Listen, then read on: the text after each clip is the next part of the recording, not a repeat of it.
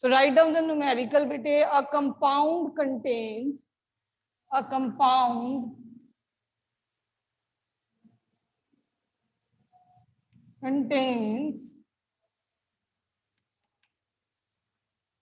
I'm writing like this only, that you will be remembering this. Carbon, this is carbon, the element is carbon. ऐसे आपने chart prepare करना exam में. Element is the carbon. The percentage of the carbon is given to you is, write down, 24.27. 24.27. ठीक है बेटे. The element is a carbon, the first element. Percentage is given to you is 24.27. इससे पहले यहाँ पे हमने atomic mass लिखना है. Let me just leave the column here कि आपको इजी हो जाए. 24.27.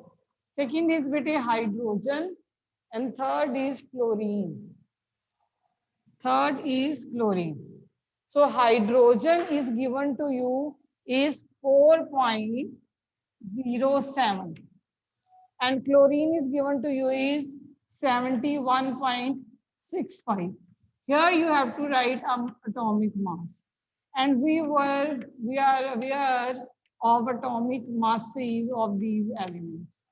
ठीक है बेटे. So the numerical says a compound contain carbon, that is 24.27, hydrogen 4.07 and chlorine is 71.65. ठीक.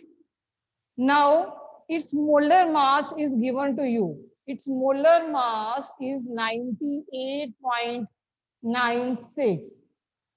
Molar mass, write down here, molar mass is given to you, that is 98.96. You have to find out molecular formula and empirical formula. Generally these type of question come to 2 to 3 marks depending. अगर आपको empirical formula तक पूछा है तो 2 marks तक पूछा जाएगा. अगर आपको molecular formula तक पूछा है will ask for the 3 marks. ठीक है बेटे. So carbon, hydrogen, chlorine आपको given है. 12, 1, 35.5. You know very well. आपको percentage given है, तो आपने क्या निकालना आगे? Number of moles. Number of moles क्या होता है? Given mass over molar mass. So you will be dividing 24.27. This is 4.07. It is 71.65 divided by 35.55. Okay बेटे. तो आपने सबसे पहले एग्जाम में क्या करना है? एलिमेंट्स लिख लेने हैं जो भी गिवन है न्यूमेरिकल में. फिर उनका एटॉमिक मास लिख लेना है.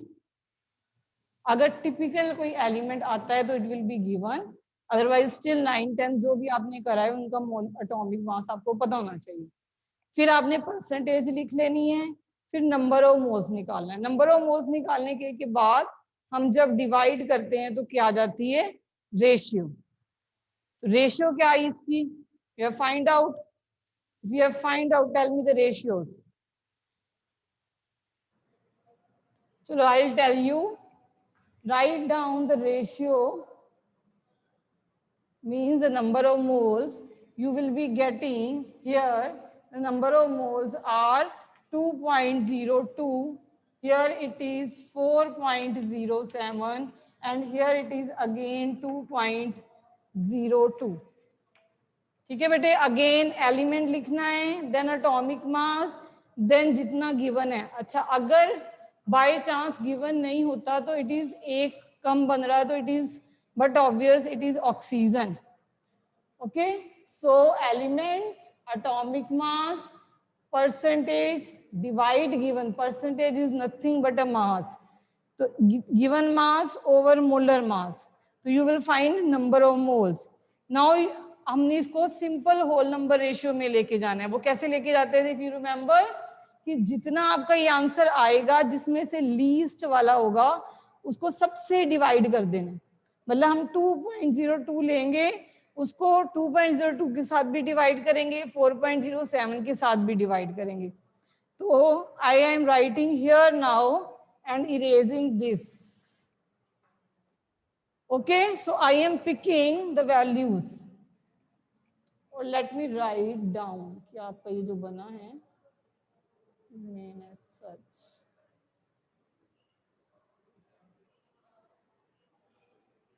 ठीक, we have find up to number of moles. Now you will find simple ratio. How to find simple ratio? You will be dividing the least value by all the values.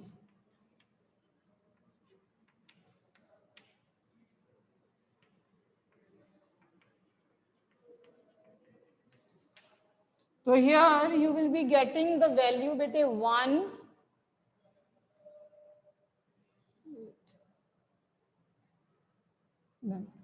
Here you will be getting the value 1. Here you will be getting 2. Here again you will be getting 1. तो carbon क्या है बेटे 1, hydrogen कितने आए 2, chlorine कितने आए 1. अगर आपका ये सिंपल होल नंबर रेशियो जो है, सिंपल रेशियो जो है होल नंबर की इक्वली आती है, तो इधर होल नंबर रेशियो क्या आई बेटे आपकी सेम 1:1. अगर यहाँ पे कुछ पॉइंट्स होते you will be converting into the whole number ratio. ठीक, again I repeating, will write the elements, will write the atomic number. जो भी एलिमेंट्स गिवन होंगे आपके, उनकी जो परसेंटेज गिवन होगी, मोलर नंबर ऑफ मोल्स निकालोगे गिवन मास और मोलर मास करके, जो भी नंबर ऑफ मोल्स आएंगे अपने लीस्ट नंबर ऑफ मोल्स के साथ इनको डिवाइड कर देना है. जो भी वैल्यू अगर यहाँ पे पॉइंट्स में आती तो इसको हम होल नंबर रेशियो में कन्वर्ट करते. तो already we are getting this value, तो हमारी होल नंबर रेशियो ये आ गई. तो कार्बन कितने आए 1, हाइड्रोजन कितने आए बेटे 2, क्लोरीन कितने आए 1. तो इंपेरिकल फॉर्मूला जो है इसका that is C1H2Cl2 means CH1Cl. Okay, this is your empirical formula. Okay, this is your bete empirical formula of the compound, that is CH2Cl. So got the point? Now we have to go towards the molecular formula. To find out the molecular formula, आपके पास जो है N होना चाहिए. अब N कैसे निकालते थे? If you remember, empirical formula mass आपके पास होना चाहिए और मॉलिक्यूलर फॉर्मूला मास होना चाहिए. हमारे पास मॉलिक्यूलर फॉर्मूला मास ऑलरेडी है बेटी जी. We have already the mass and we can find out the empirical formula mass. So how you will find out empirical formula mass? That is CH2Cl2, that is 12 plus 1 into 2 plus 35.5 is 1 only. तो इसको जब आप plus करोगे तो आपके पास empirical formula mass आ जाएगा. So it will be coming around 49.5 and you are being given already molecular formula. So N is molecular formula divided by empirical formula mass. तो अगर देखा जाए देखो 98, 49 मतलब हाफ, तो N की वैल्यू क्या आ गई 2. N की वैल्यू क्या आ गई 2. जितनी N की वैल्यू आएगी उसको इस फॉर्मूला के साथ मल्टीप्लाई करो and you will get molecular formula, means you will get C2H4Cl2. This is your molecular formula. So got the point bete? Again I am repeating, any numerical you are having this kind of, just write down the elements first, then write down the mass, then write down the percentage given to you, then divide percentage by molar mass, you will get number of moles. After getting number of moles, जो least value होगी उससे सबको divide करोगे.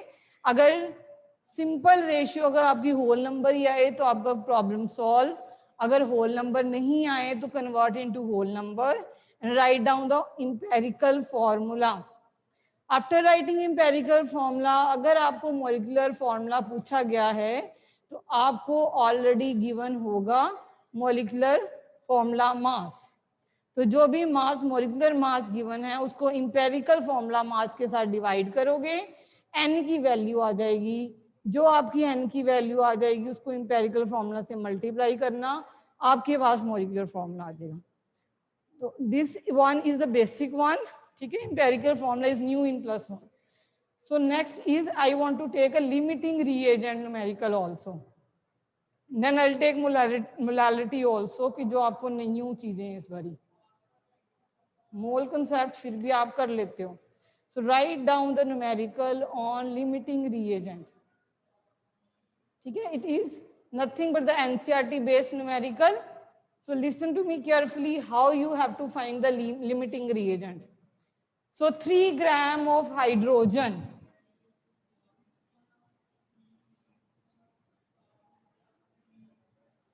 you are given with 3 gram of hydrogen, and they are saying that this 3 gram of hydrogen is being reacted with 29 gram of oxygen.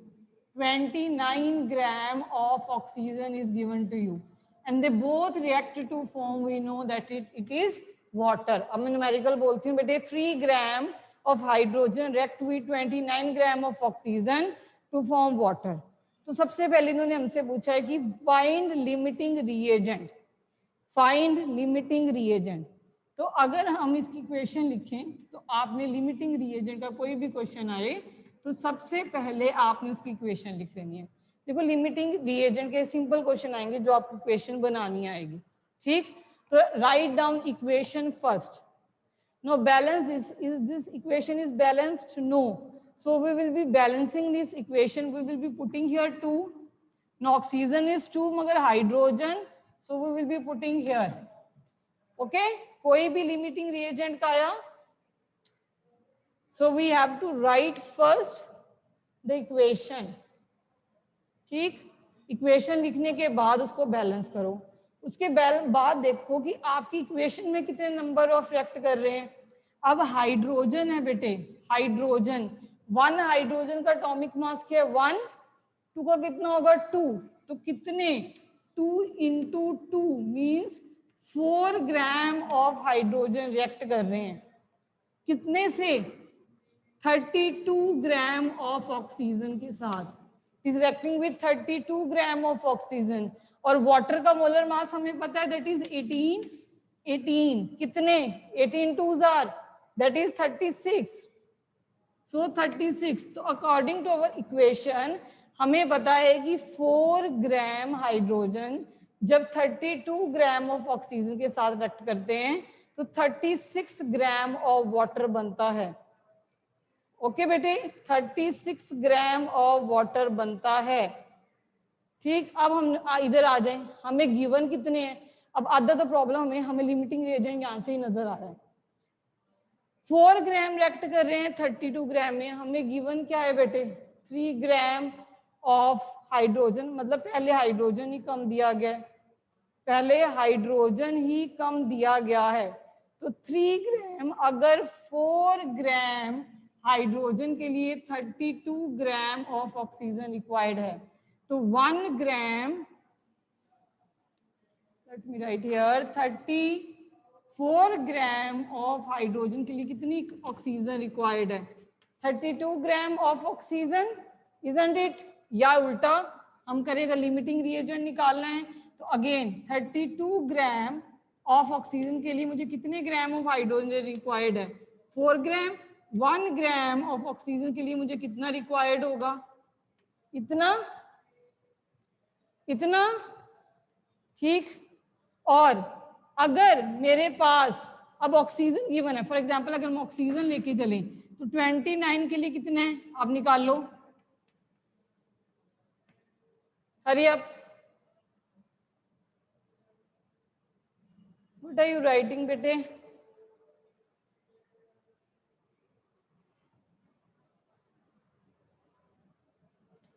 What are you writing?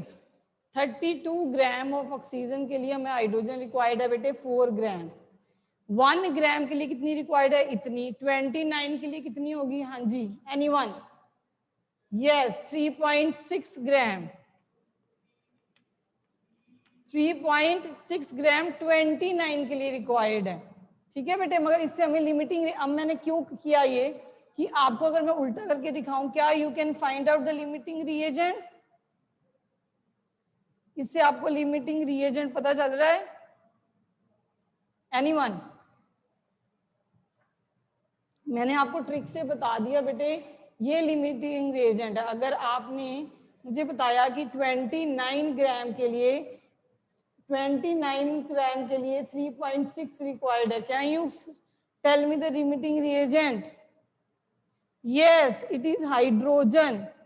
अगर इसको another way में करते तो आपको जल्दी आंसर आता। क्यों आता?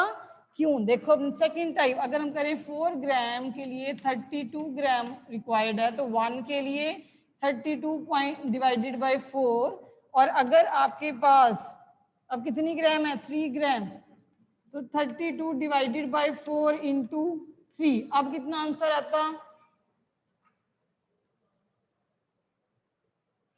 अब आपकी ऑक्सीजन कितनी है?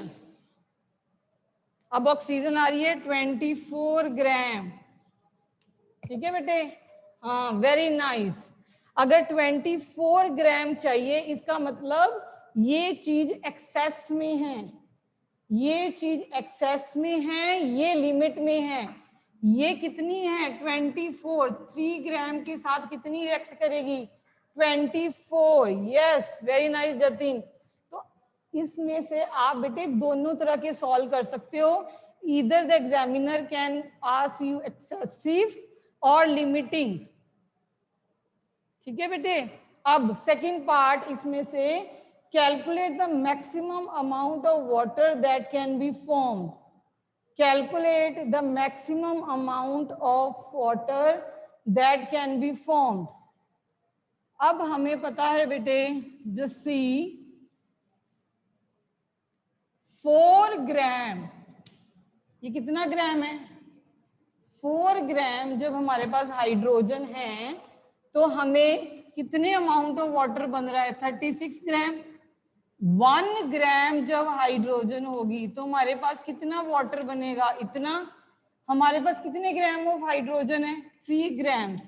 तो वाटर कितना बनेगा? दैट इज इतना। अब बताओ कितना वाटर बनेगा इसमें? हरी अप, जल्दी। Very nice, that is 27 grams. इसका मतलब अगर आपके पास 3 ग्राम ऑफ हाइड्रोजन है तो the water will be formed how much? 27 gram. Next, what is the amount of the reactant left unreacted? तो unreacted थर्ड पार्ट में पूछ रहे हैं, what is the amount of the reactant that get unreacted? Unreacted तो वही रहेगा जो access में, जो एक्सेस में। अभी हमने किया, ये मैंने किया क्यों? क्योंकि मैंने ये समझाना था आपको। हाँ, 3 ग्राम के लिए हमें 24 ग्राम ऑफ ऑक्सीजन चाहिए। 3 ग्राम के लिए हमें 24 ग्राम ऑफ ऑक्सीजन चाहिए। हमें गिवन कितने हैं? 29 ग्राम ऑफ ऑक्सीजन। तो 29 ग्राम ऑफ ऑक्सीजन में से जब आप 24 माइनस करोगे तो जो अनरिएक्टेड रह जाएगा वो क्या हो जाएगा बेटे जी? 5 ग्राम। Yes, 5 gram of oxygen will be left unreacted. Very nice. तो बेटे आपको एक लिमिटिंग रिएजेंट, आपने जब भी लिमिटिंग रिएजेंट का न्यूमेरिकल आए तो आप सबसे पहले आप इक्वेशन लिखोगे। इक्वेशन आपको आधी हिंट दे देती है कि जब आप 4 ग्राम 32 के साथ डिवाइड कर रहे हो और 3 ग्राम 29 के साथ डिवाइड कर रहे हो तो आपको आधे हिंट्स इनकी रेशियो से ही मिल जाते हैं। जो right down the equation very well. उसके बाद आप देखो जो क्वांटिटी लेस में है, the quantity which is in less, that is a limiting reagent. The quantity which is more, it is excessive reagent. Limit वो करता है, अब क्लास में मैंने तभी आपको एग्जांपल बताई थी कि जो बच्चे को धीरे समझ आता है वो स्पीड कम करेगा, दैट इज लिमिटिंग।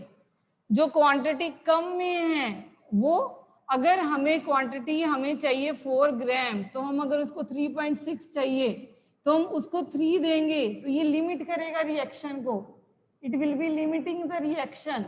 ठीक है, जो क्वांटिटी एक्सेस में है उसको होने का कोई फायदा नहीं है, वो क्या रह जाएगी बेटे, अनरिएक्टेड, वो क्या रह जाएगी, unreacted. Getting my point? So regarding limiting reagent आपने इस तरीके से न्यूमेरिकल करने हैं। So let me give you what is molality, molarity and normality. फटाफट से ये भी हम कर लें।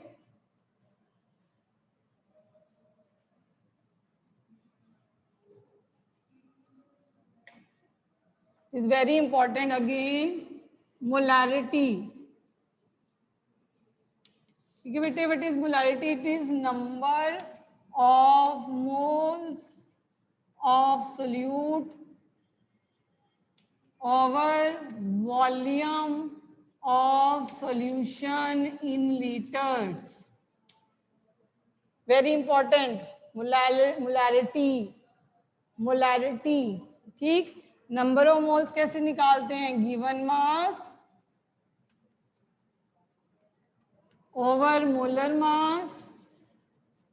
न्यूमेरिकल में ध्यान से देखना है। फॉर एग्जांपल आपको पूछा जाए कि what is the molarity of a solution when 4 grams of NaOH, ठीक है, इज डिसॉल्व्ड इन 1 लीटर और या 500 ml। ठीक, तो अब इसको देखो, ये क्या लिखा है बेटे, number of moles of solute divided by volume of solution in litre. तो अगर इसको हम डिवाइड करें तो वॉल्यूम अगर लीटर में कन्वर्ट करना हो तो आपको 1000 से डिवाइड करना पड़ता है। अगर आपको लीटर में ऑलरेडी गिवन है तो आप 1000 से डिवाइड नहीं करोगे, न्यूमेरिकल में ध्यान से देखना। फॉर एग्जाम्पल अब 4 ग्राम आपका मोलर गिवन मास है, 40 ग्राम NaOH का मोलर मास होता है बेटे जी। गिवन वॉल्यूम जब 1 लीटर है तो 1 लिखोगे तो मोलैरिटी आ जाएगी। ठीक है बेटे, so it is given mass over molar mass into V into 1000। ध्यान से V एग्जाम में देखना है, एग्जाम में ऑलरेडी अगर लीटर्स में दिया हो तो ये 1000 कहीं नहीं आएगा, it will not come in 1000 here. अगर ये ml में गिवन हो, अगर ये ml में गिवन हो तो इसी को ही हम क्या लिखेंगे, इंटू 500 इंटू 1000। ठीक है, if it is given in ml तभी आपने यहाँ पे 1000 लेके आना है। अगर लीटर में ऑलरेडी गिवन हो तो it is number of moles of solute divided by volume of solution in litre. In any way भी गिवन है, आपसे पूछा जा सकता है, मान लो मोलैरिटी है 40.1। हाँ जी बेटे समृद्धि, हरी अप। मैम अगर हमें वॉल्यूम डेसीमीटर क्यूब में गिवन हो तो 1 लीटर तो 1 डेसीमीटर क्यूब के इक्वल होता है, तब हम डिवाइड करेंगे बेटे, तब उतने ही लोगे, आपने यही ध्यान रखना है ना, तब उतने ही लोगे। नहीं यू विल बी, मतलब 1000 डिवाइड नहीं करेंगे।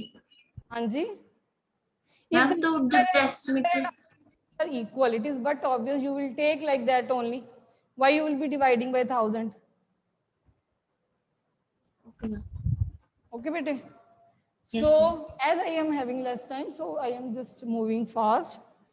तो ऐसे आपने मोलैरिटी के न्यूमेरिकल करने हैं, ध्यान रखना है आपने। अच्छा, अब मैं साथ में ही मोलैरिटी ले लूं, और मोलैरिटी का कैपिटल M है बेटे, मोलैरिटी का स्मॉल m है।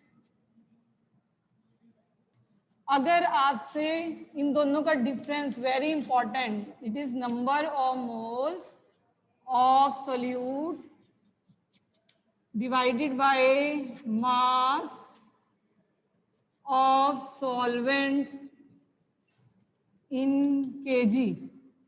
यहाँ पे वॉल्यूम है, यहाँ पे मास है, so it is not temperature dependent. Molarity ज्यादा अच्छी टर्म है, तो इन दोनों में से अगर आपसे ये पूछा जाए बेटे which is temperature dependent, that is molality, not molarity. Why? Sorry, that is molarity, not molality. Why? क्योंकि मोलालिटी में हम देख रहे हैं बेटे मास, मेरा वेट चाहे गर्मी है चाहे सर्दी है, अब आई एम तो living thing, I take a pipe, pipe का वेट चाहे गर्मी है सर्दी है वही रहेगा। मगर if I have a pipe, plastic pipe, अगर गर्मी है तो वो एक्सपैंड कर जाएगा, तो जब एक्सपैंड कर जाएगा तो वॉल्यूम बढ़ जाएगा। तो जो वॉल्यूम है किसी भी सॉल्यूशन का वो टेम्परेचर डिपेंडेंट होता है बेटे। अगर वॉल्यूम में चेंज आती है तो मोलारिटी में भी चेंज आती है, वॉल्यूम में भी चेंज आती है तो मोलारिटी में चेंज आती है। अगर टेम्परेचर के साथ ना मास में चेंज आती है ना मोलालिटी में चेंज आएगी, ठीक। So this quantity depend upon temperature, मगर this is not dependent on temperature. फर्क दोनों में इतना है, यहाँ पे मास है, यहाँ पे वॉल्यूम, यहाँ पे सॉल्यूशन है, यहाँ पे सॉल्वेंट, ठीक है। यहाँ पे सॉल्यूशन है, यहाँ पे सॉल्वेंट। फॉर एग्जाम्पल अब मैं बोलूं कि for example 4 gram of NaOH it dissolve in 500 gram of a certain solution, तो उसमें से आप सॉल्वेंट अलग करोगे पहले। You will not be taking solution here, remember, you will taking only solvent, or that too in kg. Again, given mass over molar mass into given weight into 1000. अगर ग्राम में हो तो divided by 1000. It is given in kg, then you will not need to divide by 1000. And from these two terms, which is temperature dependent molarity, which is independent of temperature, that is molality. Why it is independent? Because mass doesn't depend upon the temperature, but rather volume depend upon the temperature. Getting my point? So these two things are very important. Then normality.